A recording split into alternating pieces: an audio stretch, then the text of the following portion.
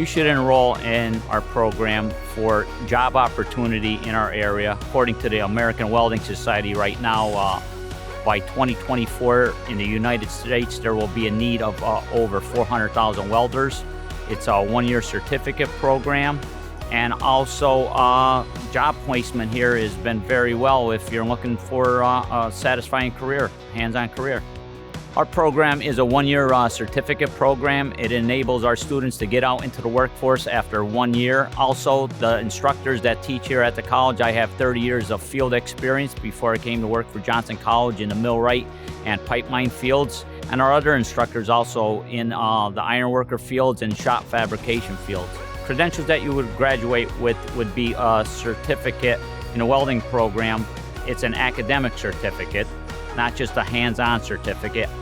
Also, we do give American Welding Society tests that you can get above and beyond your own the certificate that the school gives. Our students get jobs in the building trades, mostly in the Boilermakers, Ironworkers Union, Pipe Fitters Union, also a lot of different, we call it mom and pop shops around here in various fabrication.